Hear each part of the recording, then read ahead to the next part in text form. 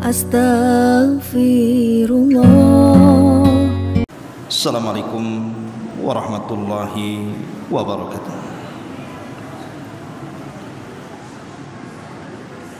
Alhamdulillah, alhamdulillahilladzi farada alaina siyama Ramadan wa ja'alaha mutahhiratan lidzunubi wal atham. Asyhadu an la ilaha illallah wahdahu rabbi la syarika lah wa asyhadu anna Muhammadan abduhu wa rasuluhu alladzi la nabiyya ba'dah, amma ba'd. Kita lanjutkan kembali kajian kita, masih membahas qasasul Quran, kisah-kisah di dalam Al-Quran. Dan malam ini kita akan membahas satu kisah yang terdapat dalam surah Yasin, tepatnya di ayat ke-13 sampai 30. Kisah ini disebut para ulama sebagai kisah Ashabul Qaryah. Jadi Ashabul Qaryah adalah kisah yang bicara tentang penduduk sebuah negeri. Tapi Al-Quran tidak menyebutkan di negeri mana, karena memang Al-Quran itu bukan kitab sejarah. Quran itu kitab ibrah dan pelajaran. Tidak mungkin Al-Quran menceritakan sebuah kisah sedetail-detailnya, tidak. Karena Al-Quran itu hanya mengutip sejarah, kemudian bisa diambil hikmah dan pelajarannya. Ma'asyiral muslimin rahimani wa rahimakumullah. Dan kita tahu bahwa kisah Ashabul Qaryah ini tercantum dalam surah Yasin. Dan surah Yasin itu adalah surat yang paling banyak dibaca kaum muslimin, utamanya di negeri kita. Dan surah Yasin sendiri adalah Makkiyah. Itu dilihat dari dua perkara. Pertama, karena dalam surah Yasin itu dimulai dengan potongan-potongan huruf hijaiyah. Kalau ada dalam Quran ada satu surat yang dimulai dengan potongan-potongan huruf hijaiyah seperti Toha, Yasin, Nun, dan begitu seterusnya, ketahuilah bahwa surat itu adalah Makkiyah, kecuali dua, Al-Baqarah dan Al-Imran. Ini khusus, ini surat Madaniyah.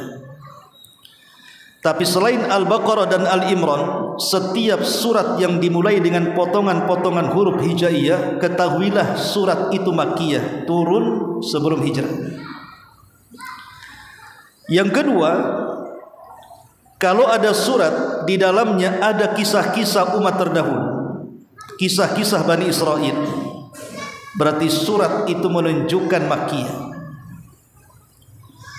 Kenapa demikian? Karena kisah-kisah umat terdahulu diceritakan oleh Allah kepada Nabi SAW itu untuk melipur lara Rasul dari kesedihan yang dihadapi dari dakwah melawan orang-orang kafir Quraisy. Makanya diturunkan kisah-kisah itu supaya tenang hati Nabi. Seolah-olah Allah ingin katakan, bukan engkau saja yang mendapatkan rintangan dan halangan dakwah, umat-umat sebelum engkau dari kalangan para nabi juga kurang lebih saja. Ma'asyiral muslimin yang dimuliakan Allah Azza wa Jalla, itulah yang mendasari kenapa surah Yasin itu Makkiyah. Baik, kita akan mulai bagaimana kisah Ashabul Qaryah ini. Kebanyakan ahli tafsir mengatakan bahwa kisah Ashabul Qaryah ini terjadi di negeri Syam. Tapi ada juga yang lebih mengkhususkan terjadi di sebuah negeri yang disebut dengan Antakiyah. Inilah yang kemudian banyak dikuatkan oleh ulama tafsir, diantaranya Imam Qatadah, Ikrimah, Zuhri, dan yang lainnya, mengatakan bahwa kisah Ashabul Qaryah itu terjadi di sebuah negeri yang disebut dengan Antakiyah. Negeri ini penduduknya menyembah berhala. Lah negeri ini karena rusak akidah mereka disebabkan penyembahan berhala, ditambah-tambah pemimpinnya seperti Fir'aun memaksakan rakyatnya untuk menyembah berhala, sehingga rusaklah akidah sebuah negeri. Karena sebuah negeri itu kalau sudah menjalar kesyirikan, tunggu saja kehancurannya. Karena berkah itu turun kepada sebuah negeri ketika mereka beriman dan bertakwa kepada Allah Subhanahu wa taala. Walau anna ahlal qura amanu wattaqau la fatahna alaihim barakatin minas sama'i wal ardh. Kalaulah sebuah penduduk negeri itu beriman dan bertakwa, tentu Allah akan turunkan berkah dari langit dan dari bumi. Tapi ketika sebuah negeri itu mendustakan Allah Subhanahu wa taala, tunggulah kehancurannya. Lah negeri Antakya ini mendapatkan nikmat dari Allah dengan diutus kepada mereka 3 rasul sekaligus. Bayangkan satu negeri diutus 3 utusan. Awalnya 2 orang diutus ke sebuah negeri Antakya ini untuk mendakwahkan manusia agar mereka kembali kepada tauhid. Karena Allah Subhanahu wa taala mengatakan, walaqad ba'atsna fi kulli ummatir rasulan an i'budullaha wajtanibut taghut. Dan kami tidak mengutus pada tiap-tiap umat ini seorang rasul kecuali tugas mereka menyerukan kepada umat ini, sembahlah Allah dan jauhi sesembahan selain daripada Allah Subhanahu wa taala. Lah 2 utusan ini berusaha mengembalikan umat Antakya ke dalam tauhid. Tapi apa yang terjadi? Penduduknya justru menentang. Karena kewalahan, akhirnya Allah Subhanahu wa taala utus lagi satu, menjadi 3 utusan. Bayangkan, satu negeri 3 utusan. Tapi tetap saja penduduk Antakya ini tidak beriman kepada Allah dan tidak mentauhidkan Allah Subhanahu wa taala, tetap di atas kekufuran. A'anzartahum am lam tunzirhum la yu'minun. Engkau beri peringatan mereka ataupun tidak, mereka tetap tidak beriman. Ada kaum yang seperti itu. Akhirnya kemudian mereka pun mulai mendustakan utusan ini. Bukan hanya sekedar mendustakan, mulai mereka mengolok-olok utusan ini dan dikatakan pendusta, gila dan macam-macamnya. Sampai akhirnya mereka pun mengancam dengan sangat keras, kalau para utusan ini tidak berhenti mendakwahkan tauhid, maka mereka akan merajamnya. Bayangkan, tidak main-main penentangan mereka kepada utusan ini. Persis seperti yang dialami Nabi SAW ketika berdakwah di tengah-tengah Quraisy, di mana dakwah Rasul didustakan dan dikatakan, apa tidak ada orang selain kamu, katanya. Kenapa tidak Abu Jahal saja yang jadi nabi, katanya. Kenapa tidak Umayyah saja yang menjadi nabi? Kenapa engkau pula yang jadi nabi? Mulailah mereka mengolok-olok dakwah Rasul. Di antara mereka ada yang mengatakan Rasul gila, Rasul penyamun, Rasul penyihir, Rasul tukang tenun, macam-macam tuduhan kepada Nabi. Sampai akhirnya mereka pun merencanakan pembunuhan kepada Nabi SAW. Akhirnya Rasul hijrah dari Mekah ke Madinah. Itulah yang dialami 3 utusan ini, juga persis seperti yang dialami Nabi SAW. Ketika 3 utusan ini kewalahan, tidak sanggup untuk menghadapi penduduk Antakya, muncul satu tokoh. Tokoh ini disebut dalam surah Yasin, tidak disebut namanya, hanya disebut waja'a rajulun min aqsal Madinah. Datang seorang laki-laki. Laki-laki ini menurut ahli tafsir namanya Habibun Najjar. Makanya kisah dalam surah Yasin ini disebut kisahtu Habibin Najjar, kisahnya Habib Najjar. Habib Najjar ini ada yang mengatakan seorang penjahit, ada yang mengatakan tukang kayu, pokoknya orang miskin. Tetapi dia orang soleh. Walaupun dalam kondisi dia sakit, dia tetap kemudian datang dari perbatasan kota masuk ke negeri Antakya, mengingatkan kepada negeri Antakya agar menerima dakwah 3 utusan ini. Tapi apa yang terjadi? Justru mereka kemudian menangkap Habibun Najjar, kemudian diletakkan di sebuah lubang, ditanam setengah badan, kemudian dilempari batu sampai mati. Kemudian ruhnya langsung dimasukkan oleh Allah Subhanahu wa taala ke dalam surga. Ketika ruhnya Habibun Najjar di surga, dia mengatakan, duhai kiranya orang-orang Antokiah itu tahu kalau mereka mengikuti 3 utusan itu, maka nasib mereka seperti saya akan dimasukkan ke dalam surga. Tapi orang yang meninggal tidak mungkin hidup lagi. Karena semakin sengit permusuhan orang-orang Antokiah inilah, maka Allah Subhanahu wa taala mengutus Jibril untuk mengazab mereka. Karena mereka sudah mulai mengancam nabinya, bahkan 3 utusan ini dibantai oleh mereka. Bayangkan Allah mengirimkan 3 utusan malah dibunuhnya. Maka kemudian Jibril datang ke negeri Antokiah, kemudian berteriak dengan satu teriakan, maka negeri itu langsung hancur lebur, tidak ada yang hidup kecuali mati. Itulah azab Allah Subhanahu wa taala bagi para penentang nabinya. Dari sini kisah ini dimulai. Allah Subhanahu wa taala berfirman dalam surah Yasin ayat ke-13, "Wadrib lahum masalan ashabal qaryah id ja'ahal mursalun." Dan buatlah wahai Muhammad satu permisalan kepada mereka orang-orang musyrik Quraisy itu akan satu penduduk negeri ketika diutus kepada mereka banyak utusan. Siapa utusan ini? Menjadi polemik para ulama tafsir. Ada yang mengatakan mereka 3 nabi. Jadi 3 nabi diutus kepada penduduk Antokiah ini, kemudian 3-3-nya didustakan. Tapi ada yang mengatakan bahwa 3 utusan itu bukan nabi, tetapi mereka adalah Al-Hawariyun, orang-orang pilihan Nabi Isa, murid-murid khususnya Nabi Isa. Oleh Isa diutus untuk berdakwah ke Antokiah, tapi 3 utusan ini pun didustakan oleh penduduknya. Idza arsalna ilaihim itsnain fakadzabuhuma fa'azzazna bisalitsin faqalu inna ilaikum mursalun. Ketika kami mengutus kepada mereka 2 utusan, lalu mereka mendustakan 2 utusan itu, kami kuatkan dengan 1 utusan lagi menjadi 3. Kemudian ketiganya mengatakan, sungguh kami adalah orang-orang yang diutus Allah kepada kalian. Ma'asyiral muslimin yang dimuliakan Allah Azza wa Jalla, dari sini kita tahu bahwa sebenarnya penduduk Antokiah ini harus bersyukur. Tidak semua negeri diutus oleh Allah Subhanahu wa taala 3 utusan kepada mereka. Karena kalau sebuah negeri makin banyak pendakwah, maka semakin makmur negeri tersebut kan. Tapi rupanya negeri itu justru lagi kufur. Mereka mulai mendustakan Rasul ini. Apa penyimpangan mereka? Mereka mengatakan, qalu ma antum illa basyarum mithluna.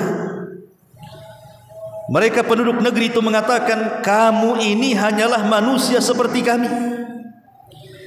Kamu ini loh seperti kami. Wa ma anzalar rahmanu min syai'in in antum illa takdzibun. Dan Allah yang Maha Pengasih tidak menurunkan satu apapun, kamu hanyalah pendusta belaka yang datang kepada kami. Inilah penyimpangan pertama. Mereka mendustakan 3 utusan itu dan mengatakan, ma antum illa basyarum mithluna. Engkau ini hanya manusia sama dengan kami. Seolah-olah mereka mengatakan, kalau memang Allah Subhanahu wa taala mengutus utusan kepada kami, kenapa tidak malaikat saja?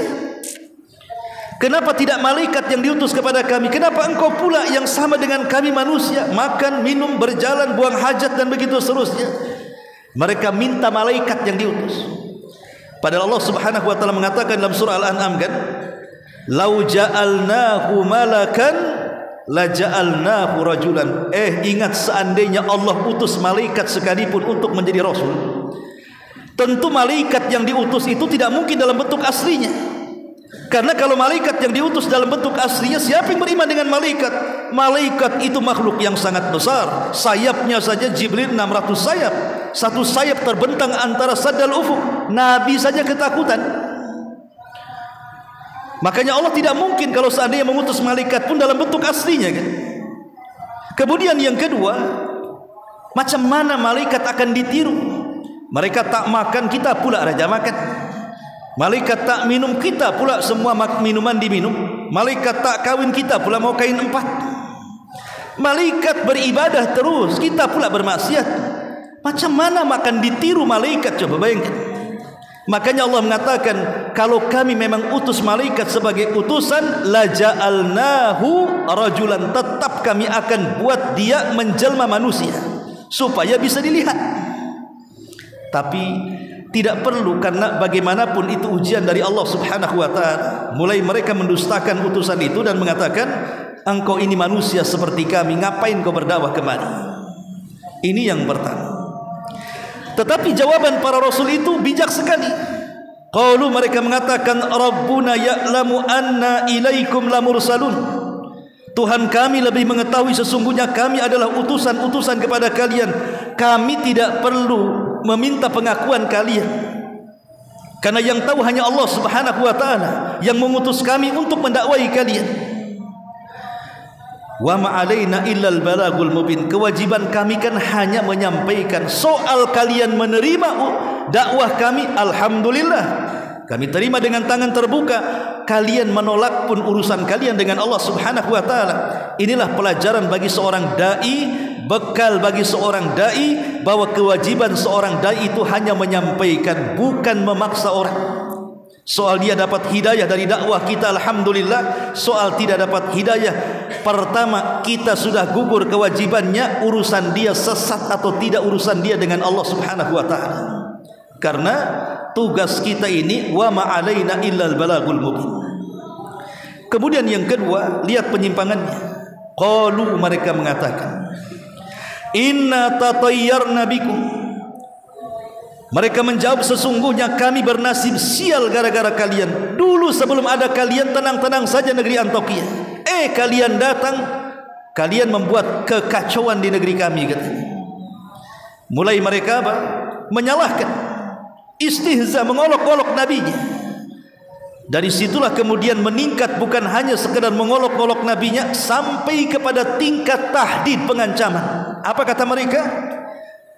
La illam tantah, kalau kalian tidak berhenti berdakwah, katanya, lanarjumannakum, kami akan rajam kalian, wala yamassannakum minna adzabun alim. Ingat, kamu pasti kami akan merasakan siksa yang pedih yang kami akan berikan kepada kalian. Mulai mereka mengancam. Inilah tantangan setiap para duat. Kalau antum berdakwah pasti ada 3 perkara tantangannya. Pertama, antum didustakan. Yang kedua, antum diolok-olok. Yang ketiga, antum diancam. 3 perkara ini sebuah kemestian yang harus dihadapi seorang dai. Seandainya umpamanya antum berdakwah di tengah-tengah keluarga yang bukan sunnah, atau yang belum hijrah, yang masih awam, kemudian antum luruskan akidah mereka, ini tidak benar, ini yang benar, ini tidak sunnah, ini yang sunnah, ini yang menyimpang, ini yang lurus, pasti antum akan mendapatkan 3 perkara ini. Bisa saja antum didustakan. Alah, siapa kamu ini, kata, nenek moyang kami seperti ini, kau datang pula bawa ajaran baru. Atau mungkin mengolok-olok. Orang kemarin sore saja, kapan kau di pesantren? Kamu ini kerja di PT, kok selesai keluar dari PT jadi ustad pula kamu? Semenjak kapan kamu ini jadi ustad, dapat sertifikat ustad, katanya? Atau boleh jadi mungkin antum diancam, diusirlah, tidak disapalah, dipotonglah silaturahim, dan begitu seterusnya, kan? Itu tantangan seorang dai. Sebagaimana 3 utusan ini.